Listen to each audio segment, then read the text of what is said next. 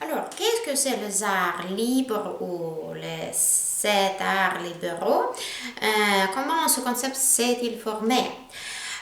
Il a à voir avec le concept antique kalokagatos. C'est une expression idiomatique utilisée dans la littérature grecque antique qui peut être traduit comme beau et bon. Probablement beau et bon. Oui, cela signifiait une personne euh, universellement développée.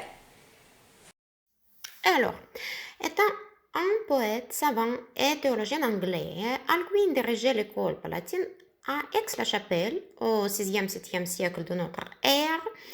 Il développait la théorie ou le corpus d'enseignement. Les arts libéraux se partagent en 2 degrés, ou par le trivium et le quadrivium. L'idée de a été façonnée dans l'Antiquité. C'était un ensemble de disciplines nécessaires pour étudier la philosophie. Le fondateur du système était considéré le sophiste Hippias de Lys. Sa vie et ses idées nous sont principalement connus par les dialogues de Platon.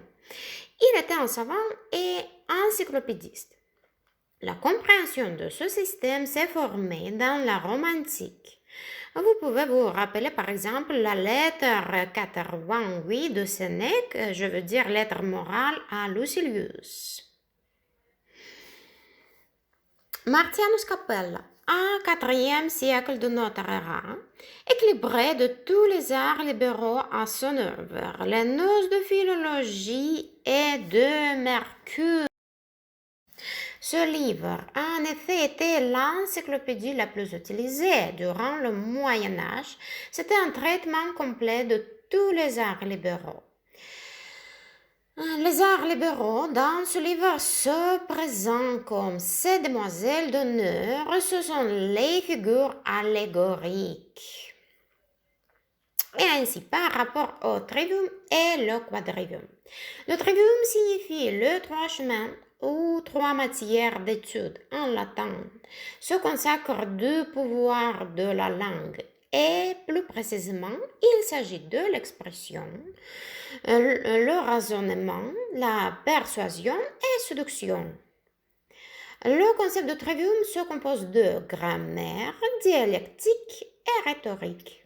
Le quadrivium, soit le 4 chemins ou 4 matières au-delà du trivium, concerne le pouvoir des nombres et d'une première maîtrise des sciences ou disciplines mathématisables, à savoir l'arithmétique, la musique, la géométrie et l'astronomie.